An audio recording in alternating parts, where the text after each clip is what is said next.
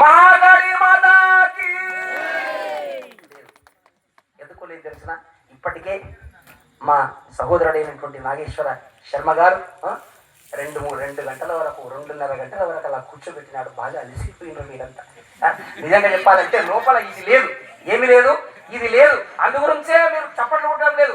అనుకున్నారు అబ్బో ఆచార్యుల వారిని అప్పుడే ఆ రంగు బయటపడింది, అయితే ఆయన మైకొట్టుకున్నాడు, ఏమైతుందో ఏమో అనేటటువంటి భావనలోనే ఉన్నట్టున్నారు మీరంతా. కాబట్టి గుర్తుపెట్టుకోండమ్మా, వేదం ఒక్క మాట చెప్పింది. ఏమని చెప్పిందో తెలుసునా? ఒక్క మాట చెప్పింది వేదం. 3 రత్నాలు ఉన్నాయట. ఎన్ని రత్నాలు? 3 రత్నాలు ఉన్నాయి. పృథివ్యాని త్రీణి రత్నాని, పృథివ్యాని త్రీణి రత్నాని అన్నం వస్త్రం సుభాషితం అంటాడు. అంటే మనము పెట్టుకున్న నవరత్నాలు కావయా, మనము వేసుకున్నటువంటి ఆ యొక్క వస్త్రాలు వైఢూర్యాలు కావయా, 3 రత్నాలు మానవ జన్మ ఎత్తిన తర్వాత చెయ్యాలట. ఒకటి ఏంటి అంటే అన్నం. చెప్పండి ఒకసారి, మళ్ళీ ఒకసారి అనండి. అన్నం. ఏ అన్నం తినాలి? అన్నం అంటే ఏంటి? అసలు అన్నం అంటే ఏంటి? అన్నం అంటే బువ్వ అని మీరు అనుకుంటూ ఉన్నారు. అన్నం అంటే కాదు, ఏ తినదగినటువంటి పదార్థం ఏదైతే ఉన్నదో అది అన్నమే. ఆత్మవత్ ఆకాశ ఆకాశో వాయు, మనకు వేదం చెప్పింది కదా. ఈ ఆత్మ నుండి ఆకాశం వచ్చింది, ఆకాశం నుండి వాయువు వచ్చింది, ఆ వాయువు నుండి కూడా మరి ఆ అగ్ని జలం వచ్చింది, జలం నుండి అగ్ని వచ్చింది, ఆ జలం నుండి భూమి వచ్చింది, భూమి నుండి ఔషధము నుండి ఏమొచ్చింది? అన్నం వచ్చింది. మరి అటువంటి అన్నాన్ని మనం ఏం చేస్తున్నామంటే పోషక పదార్థాలు కావాలన్నా, అరే కూరగాయలు తినరా నాన్న, అరే చిలుక ఉన్నదిరా, అది ఏమి తింటది? మరి పండ్లు మాత్రమే తింటది. ఏం తింటది? పండ్లు మాత్రమే. చిలుక ఉరికిన పండు చాలా మంచిది అంటారు. ఏమంటారు? చిలుక ఉలికిన పండు చాలా మంచిది అంటారు. అందుగురించే దేవి భాగవతం లోపల ఒక మాట అన్నాడు ఆయన, సుఖముఖాదమృత ద్రవ సంయుతం పిబత భాగవతం ముహురహో రసిక భావుకాహ అని మొట్టమొదటి శ్లోకాన్ని చెప్పినాడు.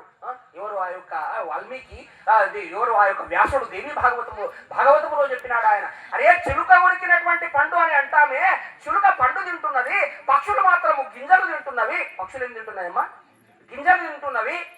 మరి కోడి మాత్రం ఏం తింటుంది అంటే నీ దగ్గర ఉన్నటువంటి ఆ మలినమైనటువంటి పదార్థాలను కూడా, ఆ చిన్న సూక్ష్మజీవులను తిని ఆనందపడుతూ ఉన్నది, మనకు ఆరోగ్యాన్ని ఇస్తూ ఉన్నది, మన యొక్క భూమిని అంతా కూడా అది సంరక్షిస్తూ ఉన్నది.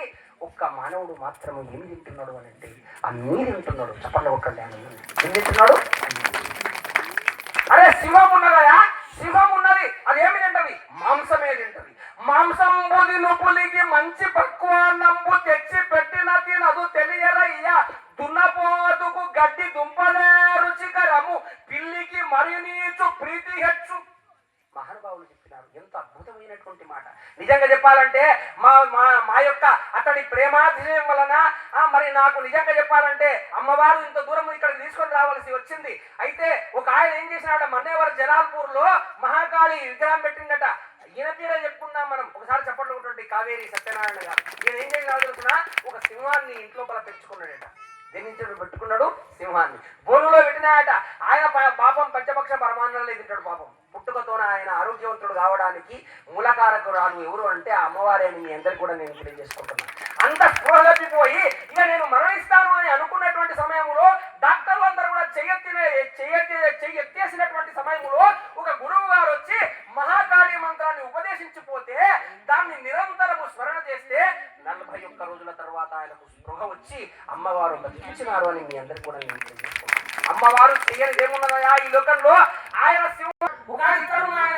ఆయనకు బ్రహ్మాండంగా మరి మా యొక్క ప్రెసిడెంట్ గారు ఉన్నారు. మా ప్రెసిడెంట్ గారి పేరు ఏం పేరో ఉంది, నా పేరు గుర్తుకురాదు. లక్ష్మణ గారు ఉన్నారు. ఆయన ఏం చేసినాడు, తన కొడుకు అమెరికా ఉన్నాడు కదా అని ఆవు పాలు లేవు కదా అని చెప్పి ప్లేన్ లోపల ఆవును పంపించాడు. ఎక్కడ పంపించాడు? అమెరికా. అక్కడ ఏం దొరుకుతుంది? అంత మాంసమే దొరుకుతుంది. ఏం దొరుకుతుంది? గడ్డి ఏమి లేదు. ఒక 6 నెలల పాటు దానికి ఏం చేసినారు? మాంసం ముక్కలు పెట్టినారు. కానీ ఆవు మాత్రం దాన్ని తినలేదు. చెప్పండి,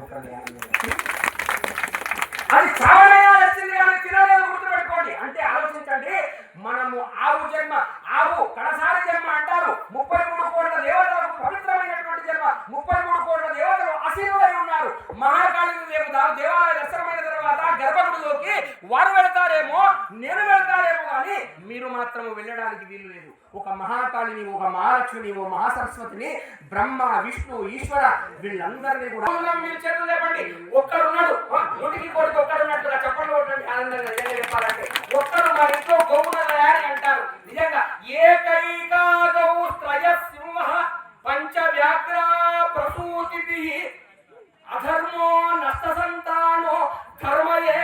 ప్రతిష్ఠిత.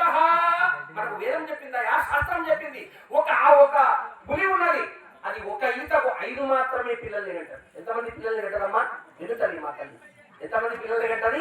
5 మాత్రమే కంటది పులి. ఒక సింహం ఉన్నది, ఒక ఈతకు 3 పిల్లల్ని కంటది. ఎంతమంది పిల్లల్ని కంటదమ్మా? 3 పిల్లలు. ఒక ఆవు ఉన్నది, ఒక ఈతకు 1 దూడను మాత్రమే కంటది. ఎన్ని దూడలు కంటది? 1. మరి ఈనాడు ఏ సంతతి పెరిగిందో మీ నుండి కూడా నేను అడుగుతా. ఏ సంతతి ఉన్నదయ్యా?